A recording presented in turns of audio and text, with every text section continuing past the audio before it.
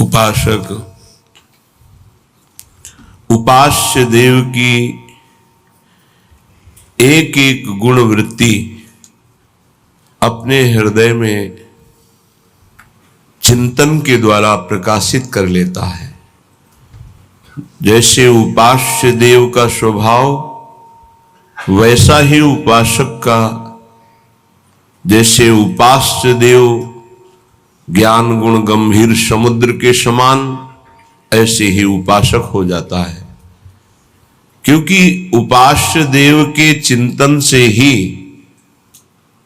उपासक की उपासना परिपक्व मानी जाती है। तो जिसका हम चिंतन करते हैं उसका प्रभाव हमारे हृदय को प्रभावित कर देता है। जैसे हम प्राकृतिक वस्तु अभी चिंतन करें, कोई खट्टी चीज का, कोई तो अभी जबान में पानी आ जाएगा। वस्तु नहीं है, केवल चिंतन।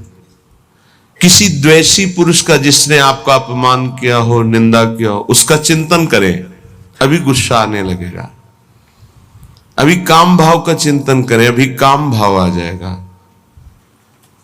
जब हम जिसका चिंतन करते हैं उसका प्रभाव हमारे हृदय में पड़ता है। यदि हमारा संसार का चिंतन होता रहा तो संसार विषम है, संसार दुखालय है, संसार द्वंद्वमय है। तो उपासक द्वंद्वों में फंस जाएगा, विषमता में फंस जाएगा, दुख में फंस जाएगा। प्रभु द्वंद्वातीत है, प्रभु सुख राशि है, आनंद राशि है, सहज कृपालु हैं, समस्त सद्गुणों के भंडार हैं। जब हम प्रभु का चिंतन करते हैं तो वही हमारे हृदय में अंश रूप से प्रकाशित हो जाता है। तो प्रायः सबके मुख से निकलने लगता है, ये तो मनुष्य रूप में साक्षात भगवान है, ये तो भगवान है। क्यों? क्योंकि भगवान का चिंतन करते करते समस्त भागवतिक गुण आ गए। और जब संसार का चिंतन केवल होता है, स्वसुख वांछा होती है, तो ऐसा नीच स्वभाव हो जाता है कि सबके मुख से निकलने, ये तो राक्षस है मनुष्य रूप में। तो खास बात निकली चिंतन। यदि उपासक का चिंतन शरीर का होता है, शरीर के भोगों का होता है, शरीर के सुखों का होता है, तो वो उपासक नहीं, वो विषयी है। यदि विषयों का सेवन करते हुए भी प्रभु का चिंतन होता है तो वो उपासक है, चाहे गृहस्थ हो चाहे विरक्त हो। प्रभु के सिवा अन्य किसी का चिंतन होना अपने अंतःकरण को मलिन करना, अपनी स्थिति को बिगाड़ना है। केवल प्रभु का चिंतन करना, बहुत कम समय में भगवत प्राप्ति कर लेना है। ये बात हृदय में बैठा लिए। हम जिसका चिंतन करते हैं वो बिना प्रभाव दिए नहीं रहता, ध्यान रखना। तो जब हम गंदी बातों का चिंतन करेंगे, जगत का चिंतन करेंगे, तो जगत को भगवान ने दुखालयम कहा है। चाहते सुख और चिंतन करते हो संसार का, तुम्हें सुख मिलेगा। जो आनंद सिंधु सुख राशि प्रभु हैं, सुख चाहते हो तो प्रभु का चिंतन करो। जब दुख नहीं चाहते हो तो सुख सिंधु प्रभु का चिंतन क्यों नहीं करते? चाहते हो सुख और चिंतन करते हो संसार का, चाहते हो सुख और करते हो पाप, जिसका परिणाम है दुख। पाप का तात्पर्य होता है शास्त्र विरुद्ध आचरण, वही पाप कहलाते हैं, वही अपराध कहलाता है। इसलिए हर उपासक को हर क्षण अपने आराध्य देव के चिंतन को संजोना चाहिए, संवारना चाहिए, छुपाना चाहिए, बचाना चाहिए, पचाना चाहिए। ऐसा कर ले गया तो दिव्यानुभूतियां उसके हृदय में ऐसी सच्ची मानिए। आपको जो सुख प्रभु के चिंतन में मिलेगा वो ब्रह्मा के पद में भी नहीं है। ये केवल कथा नहीं है कि प्रवचन किया जा रहा है, केवल आप चित्त जोड़िए थोड़ा प्रियालाल से, किशोरी जी के चरणों में चित्त को जोड़िए, राधा नाम से चित्त जोड़िए। जपना और चित्त जोड़ना थोड़ा अलग अलग है। चित्त जोड़ने का मतलब है तन्मयाहा स्थिति। नाम चल रहा है, नाम देख रहे हैं, नाम सुन रहे हैं और कुछ चिंतन नहीं है, उसे तन्मय कहा जाता है। नाम में तन्मय, रूप में तन्मय, लीला में तन्मय, सेवा में तन्मय। बिना तन्मय के चित्त संसार का चिंतन करता है और क्रियाएं भागवतिक होती हैं तो आनंद का अनुभव नहीं होता। इसका उल्टा हो तो आनंद का अनुभव हो जाए। क्रियाएं भले व्यवहारिक सांसारिक हो, चिंतन भागवतिक हो, ये कठिन बात पड़ती है। इसीलिए प्राय अध्यात्म में जल्दी मन टिकता नहीं है, व्यवहार में ही मन जाता है। क्रियाएं भागवतिक, आरती, पूजा, माला, चिंतन भोगों का, जगत का, देह संबंधियों का, खूब अंदर देखिए इस बात को, तो आनंद का अनुभव नहीं हो रहा जिसे भगवदानंद कहते हैं। इसीलिए श्रीपाद प्रबोधानंद जी महाराज कह रहे हैं, असुलभ मिहि लोके लब्धुमिच्छस्य यत्नाद, यदि विपुल धन स्त्री पुत्र गेहोत्तमादि, कर निपत मुक्तिम कृष्ण भक्तिम च कांक्षस, यदि वस पर धामई वाद्य वृंदावनाख्यम।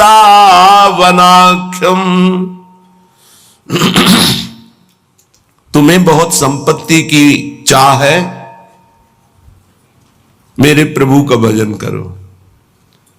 सच्ची मानिए, ऐसी संपत्ति प्राप्त होगी कि न पारमेष्ठ्यम न महेंद्रधिष्ण्यम न सार्वभौमम न रसाधिपत्यम न योग सिद्धिर न पुनर्भवम वा। विश्वास करो। 4 दिन भजन करते हो, ऊब जाते हो, ऐसे नहीं। लक्ष्य की प्राप्ति के लिए प्राणों की बाजी लगाई जाती है, चाहे कोई लक्ष्य हो। लौकिक लक्ष्य में क्या खिलवाड़ से कोई विजय प्राप्त करता है? प्राणों की बाजी लगाकर जब अभ्यास किया जाता है तो साधारण से साधारण और असाधारण से असाधारण सब पर विजय प्राप्त की जाती है जब प्राणों का मोह छोड़कर अभ्यास किया जाता है। ऐसे ही भजन का अभ्यास आप मान लीजिए, जो चाहिए वो प्राप्त हो जाएगा। श्रीपाद कह रहे, असुलभ मिहि लोके लब्धुमिच्छस्य यत्नाद। तुम प्रयास से उतना धनी नहीं हो सकते हो जितना भगवत कृपा से हो जाओगे। प्रयास तो सब कोई कर रहा है कि मैं सर्व सुखों का भोक्ता बन जाऊं, पर बन पा रहा है क्या? भगवान के नाम का चिंतन करते हुए जथा लाभ संतोष सदा काहू सो कछु न चाहोंगो, ये स्थिति सुदामा जी की थी।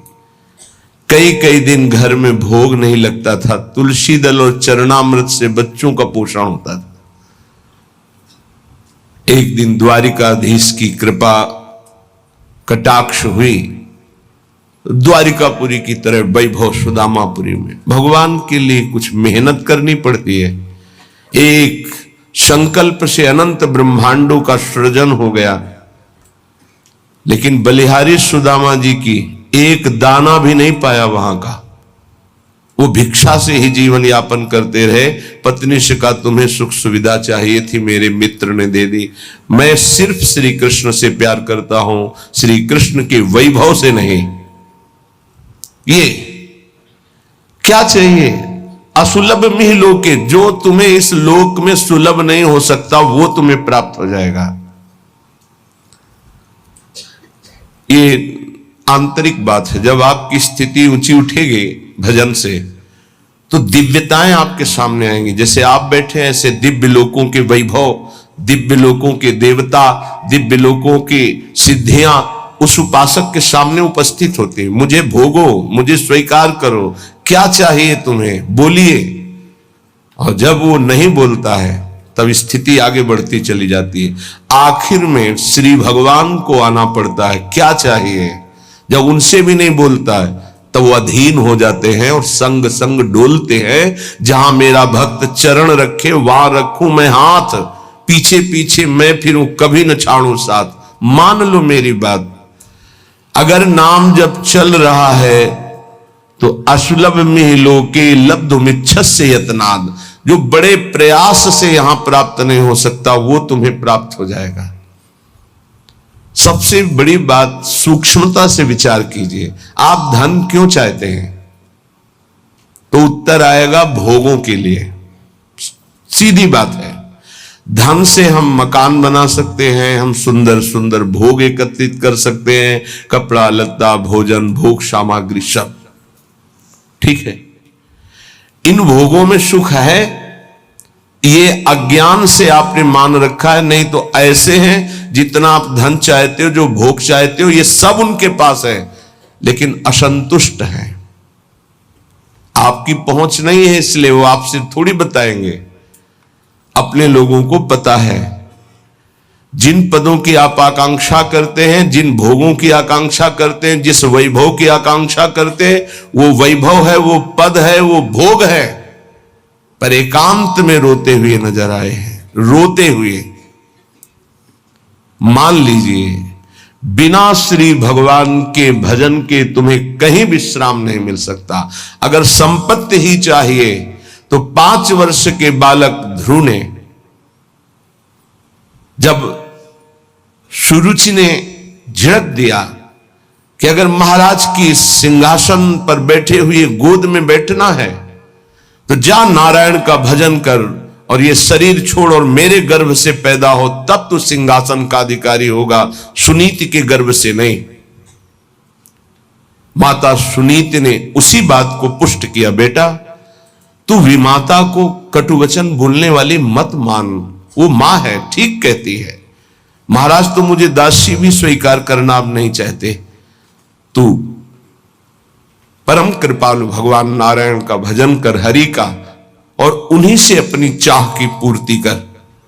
चाह थी मुझे परम पद मिले, परम पद अटल पदवी ऐसी मिली, सप्त ऋषि उसकी परिक्रमा करते हैं, ध्रुव जी की सप्त ऋषि परिक्रमा करते हैं, ऐसी पदवी प्राप्त हुई। क्या चाहिए? अपना कितना प्रयास कर लेंगे आप? हम ये नहीं कहते कायर बन करके बैठ जाओ, आप अपने कर्तव्य का पालन करें, पर नाम जप करते हुए जो चाहिए विश्वास कीजिए। अगर भगवान का भजन करते हुए तुम भगवत प्राप्ति नहीं कर पाते, भ्रष्ट हो जाते हो, तो श्रीमान कुलवानों के यहां तुम्हारा अगला जन्म होगा, परम पावन, जहां वैभव ही वैभव है। जिन भोगों में तुम भ्रष्ट हुए हो उस भोगों की बाहुल्यता होगी, और भक्ति के संस्कार उन भोगों से वैराग्य दिलाकर अगला जन्म भगवत प्राप्ति करा ही देगा पक्का। 2 प्रकार का जन्म होता है योग भ्रष्ट का। यदि वो भोगों में भ्रष्ट हुआ है तो भोग की बाहुल्यता और भक्ति संपन्न घरों में जन्म होगा, और यदि वो वैराग्य की चूक हो गई है तो अगला जन्म उसको सीधे ऐसे गृहस्थों के यहां होगा जो अकिंचन वैरागी और भगवत भक्त होंगे, जहां जन्म से वैराग्य के संस्कार और फिर भगवत तत्व का बोध, भगवत प्राप्ति। घाटा तो है ही नहीं। थोड़ा भी नाम जप किया तो दुर्गति से बचाकर सदगति में लगा देगा। जो चाहिए उपरा विश्वास कीजिए। पर किसान भी खेती बोता है तो इंतजार करता है, सुरक्षा करता है, सींचता है, निकालता है, तब वो जाकर के कहीं फसल प्राप्त करता है। ऐसा नहीं कि दूसरे तीसरे दिन उसे फसल मिल जाती है। आज आप नाम जपना शुरू, सोचते हैं एकदम चमत्कार हो जाए, जो कहा जा रहा है एकदम संपत्ति आ जाए, एकदम सारे दुख मिट जाए। ऐसा नहीं होता, ऐसा नहीं होता। कोई कार्य एकदम ऐसे नहीं होता, उसकी भूमिका बनती है। पहले अनर्थों की निवृत्ति होती है, जिसको पाप कहते हैं। पाप प्रवृत्ति का नाश होता है। पहले पाप नाश, फिर पाप प्रवृत्ति का नाश, फिर भागवतिक भावों का उदय, फिर जो चाहोगे वो प्राप्त हो जाएगा।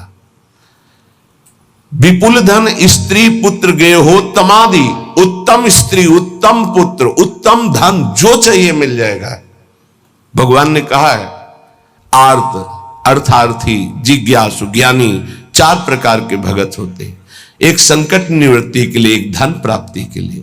धन भी चाहिए तो श्री हरि का भजन करो और अपने कर्तव्य का पालन करो, और जैसे तुम्हें वो रख रहे हैं वैसे राजी रहो। आगे चलकर जब इस फसल की अन्न राशि एकत्रित होगी, अर्थात तुम्हारे इस भजन का फल आएगा, तो निहाल हो जाओगे, इसी जन्म में निहाल हो जाओगे।